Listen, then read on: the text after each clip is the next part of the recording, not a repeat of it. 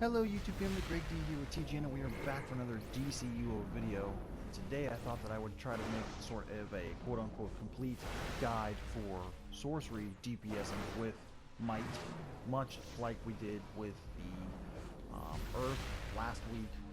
So before we get started, this is by no means like a loadout video. This is no means like hardcore, serious, like, you know, because as I mentioned in the last video, I know there's going to be trolls like, you suck, this loadout sucks, you don't have enough skill points, what are you doing, you shouldn't be making videos, blah blah blah. This is what works for me. I'm just sharing it with you guys in hopes that maybe you can get a tidbit of information that might help you along the way.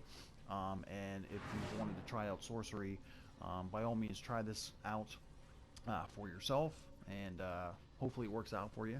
Let me know, or if you have some ideas for me that might work a little better, by all means I'm open and receptive to all information. So before we get started as well, keep in mind that this is one of my alternate characters, hence why the combat rating is where it is, and it's not like 250.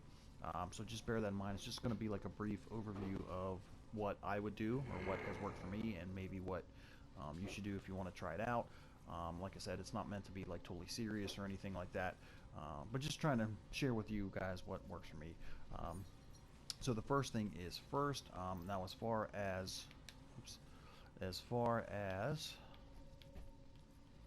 your artifacts here. So once again, much like we did with Earth, you want to focus on ones. Doesn't matter which three they are, but you want to focus on ones that are might and power related, because now we will be focusing on might DPS in this case. So like I said, anything that's like might and power, health and power, anything like that, that is the kind of artifacts that you want to have. Like I said, it doesn't matter necessarily which ones you have in there, but that's the ones you want to focus on. Now, as far as your augments, much like the Earth one, as you can see, I don't have any here, just as of yet, just because I don't play with this alternate character that often. But you want to have your adaptive augments here. Now, keep in mind that let's say ones from this episode, where are we at now? Episode 34 will be stronger than the ones from Atlantis, and the ones from Atlantis will be stronger than the ones from the Teen Titans episode. So just keep that in mind. As far as your origin augments down here, you want to have your might ones. So that is like, we're not focusing on the healing aspect of things here. We're focusing just on the DPS, and in DPS role you want to make sure that you have as much might and power as humanly possible. So that is where you're going to go with that. So now, as far as your actual powers are concerned, don't forget that as you start from the beginning and work your way up to level 30, you will be gaining all of these powers. It's not like skill trees or power trees anymore like it used to be.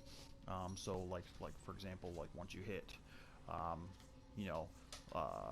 level 20 as opposed to level 10, you're going to have a different range of loadouts that you can use.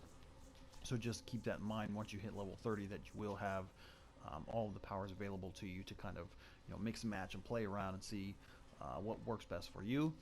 So as far as your skill points are concerned, I am using hand blasters with this particular character. Also, you do not need to spend any extra points in your weapon masteries or anything like that, because you're going to be using all of your damage from might, so you don't need to waste your skill points in those. You want to totally focus on having your stat points, not there, stat points here. So much like the Earth, super powered, you're going to want to fill out critical attack chance, critical attack damage, then anything that's left over you want to deal with might and power. Don't forget, once again, this is an alternate character, hence why I only have 140 skill points with this character. You also, as per usual, want to make sure that you always have your super speed movement, because obviously with the open world, then you want to make sure that you're getting around as fast as possible. So that's that. So as far as my actual like loadout, and in this case too, it doesn't matter what kind of weapon you use. If you like using dual wield, then use dual wield. If you like using rifle, then do that. And the only reason why I'm using hand blasters is, one, I like it, and two, I do tend to heal, especially in the event instances with this character, and I like having a ranged weapon. Obviously, with being a healer, at times you're not going to want to be up in the fight like as you would with, let's say, as a tank. So you want to be kind of far away. So I would suggest, doesn't matter which one it is, but I would suggest using a ranged weapon here. Just keep that in mind. So something like my favorites, two-handed hand blaster rifle's a good one. Bow would be a good example for this as well. Kind of just pick whatever you want, whatever works best for you in that case. Now, as far as my actual loadout here is concerned, what I am using is Circle of Destruction for my power interaction. Once again, here you will see that I do have two power interactions, but Transmutation does a lot of burst damage, hence why I use it. In most cases, you don't necessarily need to have two power interactions in the same loadout, but Transmutation does so much burst loadout or burst damage that I find that it's worth it. You're going to actually, holy crap, I didn't even realize that I have all of these for power interactions. So once again, normally you wouldn't have or need all of these, but this loadout seems to work pretty well for me, and I seem to outperform, at least in the event situations, I seem to outperform most people. So just keep that in mind as well. Obviously, you can play around for this. Like I said, this is not necessarily like a particular loadout video per se. I'm just showing you what I'm using and what has been working. The big things here are you're going to be using the pet, Fury, and you're going to be using probably my favorite supercharge in the game, which is Grand Summoning. You will be able to essentially, with your supercharge, summon an extra DPS pet, a tank pet, and a heal pet. In boss fights, this thing works amazingly well. It is, like I said, my by far favorite supercharge in the game. And now, obviously, like I said, you don't necessarily need to have all of these powers that have power interactions with them, but it's what has worked for me thus far. So as far as this is concerned, you can kind of play around. Like I said, if you have any suggestions for something else, I'm by all means all ears, and will take suggestions.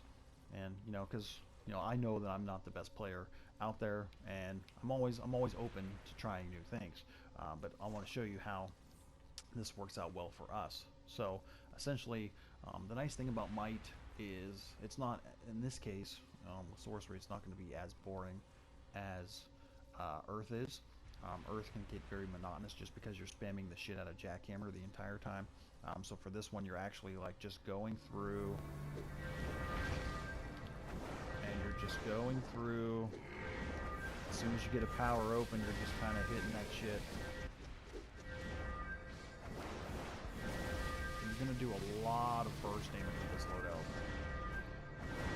Which is always the one thing that I've really liked about Sorcery, is that you can do a shitload of burst damage. And you see, you don't even need to use your weapon at all.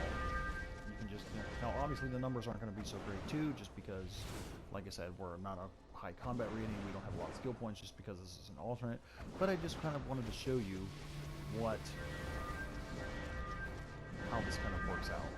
Like I said, if you don't like this loadout, by all means try something different, but like I said, the main things to take away from this are just to make sure that with whether it's your artifacts, whether it's your augments, you want to make sure that you're getting as much might and power as humanly possible. Health would be a secondary factor there, but and then again, you don't need it so much in the event instances, like you're trying to level up your character, but once you actually get past the event stuff and you're actually want to play the tier 9 stuff, you're going to need as much might, as much power, as much health as you possibly can get. I can't stress that enough, but this has worked for me. Like I said, because this character is so low, I've pretty much been sticking with the event versions of things, and I have rarely been out DPS with this when I have used it.